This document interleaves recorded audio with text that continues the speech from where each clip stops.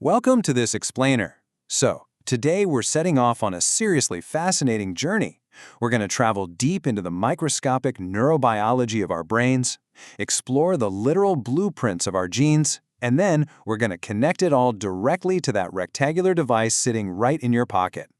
It's a crazy story of human biology, behavioral design, and the invisible forces that absolutely shape our daily actions.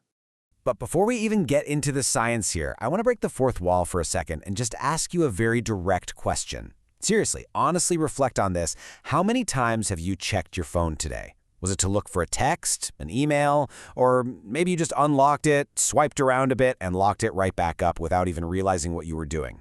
We've all been there. Well, if you're anything like the average person, the research reveals a pretty stark reality.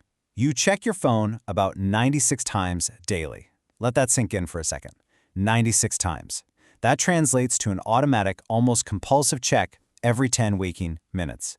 And the real kicker here? You probably don't even remember most of those checks. But as you're going to see, this isn't some personal failing or a lack of willpower on your part. It's actually just your brain doing exactly what it was built to do. So here's our roadmap for today's explainer. We'll quickly cover the dopamine-seeking system, followed by the brain reward cascade, and ADHD and reward deficiency.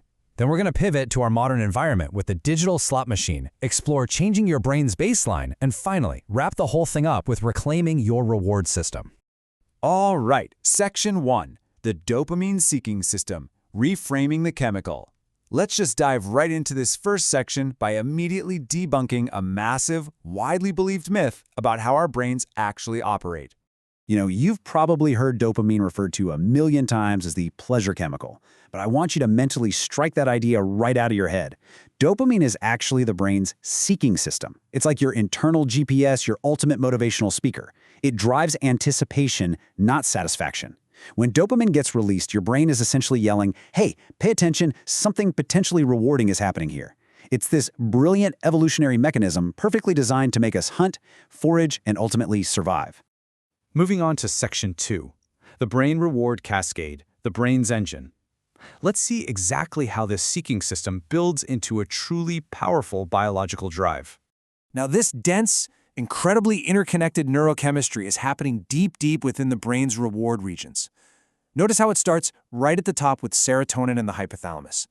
Serotonin indirectly activates opiate receptors, which then go ahead and release enkephalins. Now, these enkephalins do a very specific job. They inhibit GABA. And GABA? Well, it normally acts as the brakes on your dopamine release.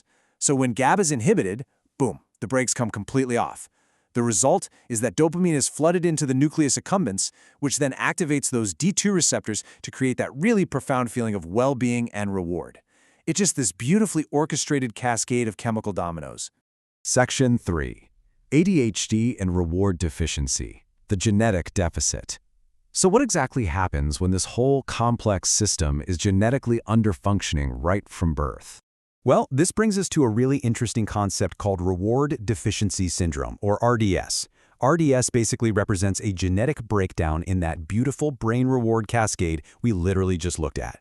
Research points heavily to a specific genetic variant called the DRD2A1 allele. If you happen to possess this genetic variant, your brain basically lacks sufficient dopamine receptor sites. And because of this, normal, everyday activities just don't register the way they're supposed to.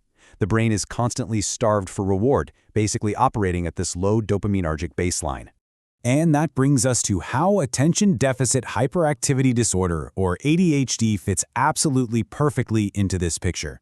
When we look at the standard diagnostic criteria, things like constant fidgeting, difficulty sustaining attention, or acting as if you're driven by a motor, we start to see ADHD in a totally new light. It's not just some behavioral issue or a bad attitude. Researchers actually hypothesize that ADHD is a behavioral subtype of reward deficiency syndrome. So that hyperactivity and impulsivity, it's actually a profound biological drive to self-medicate a low dopamine baseline. The brain is just desperately trying to stimulate itself through constant movement, distraction, and risk-taking just to feel quote-unquote normal. All right, Section 4, the digital slot machine, the environmental hijack. We've seen the genetic deficit, but now let's flip the coin and look at what happens when an externally engineered environment hijacks this exact same seeking system. So here we can really contrast the two sides of the coin. Over on the left, we've got the genetic deficit we just discussed, the DRD2A1 allele, ADHD, and that biologically low baseline of dopamine. But on the right, we have the environmental hijack. Big tech companies have engineered these digital platforms using variable ratio schedules, push notifications, and infinite scroll to completely artificially manipulate our reward cascades. They're essentially making completely neurotypical brains mimic addictive dopamine-deficient behaviors. It's wild. The absolute core mechanism behind this hijack is something called variable ratio reinforcement. Just think about a slot machine for a second. If you pulled the lever and got exactly $5 every single time, you'd eventually get bored and walk away, right? But what if sometimes you get nothing, sometimes you get $1, and very, very rarely you hit a massive jackpot? You're going to keep pulling that lever. That unpredictability creates literally the most powerful psychological reinforcement known to science. And your smartphone? It is quite literally a slot machine in your pocket. Every single time you refresh your feed, you are pulling the lever, just hoping for a psychological jackpot. Let's rapidly fire through the anatomy of this addictive design, because let me tell you, none of this is accidental. First up, infinite scroll. This deliberately eliminates any natural stopping points, exploiting our biological completion bias, so we literally never have a moment to pause and disengage. Next, push notifications. Those little red badges, they exploit the Zeigarnik effect, creating this lingering psychological tension for uncompleted tasks. Then there's autoplay, which essentially removes your prefrontal cortex, your active decision-making from the equation entirely. Streaks and gamification brilliantly leverage our deep-seated loss aversion. I mean, losing a streak feels twice as bad as gaining one feels good. And finally, algorithmic curation. Platforms like TikTok don't just show you what you like. They use hundreds of behavioral signals to predict exactly what emotionally arousing content is going to keep your dopamine spiking the absolute longest. Moving to Section 5, changing your brain's baseline, the fallout. We really have to ask a serious question here. What is the actual fallout of exposing our highly adaptable brains to this relentless, basically weaponized neuroscience? Well, the answer lies in neuroplasticity. Our brains are fundamentally plastic, which just means they adapt to consistent environmental inputs. So chronic exposure to these high-frequency digital rewards artificially raises your dopamine tolerance. Think about it. If your brain is constantly getting hit with intense, highly engineered dopamine spikes all day long, your baseline shifts. Suddenly, activities that used to be perfectly satisfying, like, reading a book, taking a walk, or just having an uninterrupted conversation, they feel excruciatingly boring. You definitely haven't lost your mind. Your reward threshold has simply been chemically relocated. So how do you even know if your baseline has shifted a little too far? Consider these actual clinical warning signs. First, loss of control. Using the device way longer than you originally intended. Then there's preoccupation, obsessing over what's happening online while you're actively trying to live your offline life.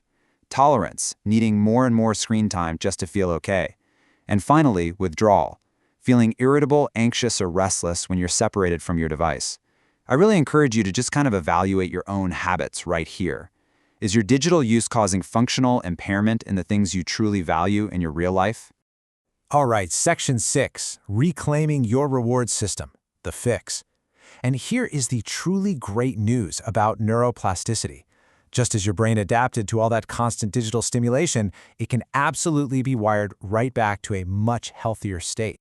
So here are the evidence-based steps to actually reclaim your reward system. Step 1 is environmental restructuring. Let's be real, you cannot rely on willpower alone against $1 billion algorithm. It's just not going to happen. You have to add reverse friction. Delete those most problematic apps, maybe use grayscale mode to totally drain the visual reward, and seriously, keep your phone out of your bedroom. Step 2 is scheduling low dopamine periods.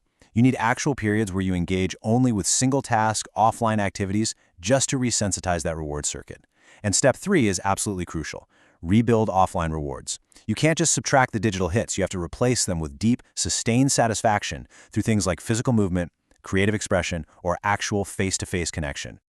To help you execute these steps, I want to give you a really powerful tool of metacognitive awareness. Before you reach for your device next time, just pause and ask yourself this exact question. Am I seeking information or a dopamine hit? Because often, we are actually looking for content at all. We're simply trying to escape an uncomfortable internal state, like boredom, anxiety, or loneliness. Identifying that underlying emotion is really the first major step to breaking that automatic stimulus-response loop.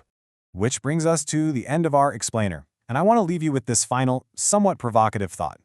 Your relationship with technology isn't some moral failing, it's honestly a clash between ancient biology and modern engineering.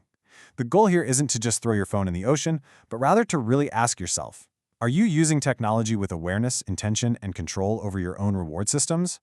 Because the power to retake control of your incredibly brilliant brain is entirely in your hands. Thank you so much for joining me, and I really hope this sparks a brand new curiosity about the incredible machine inside your head.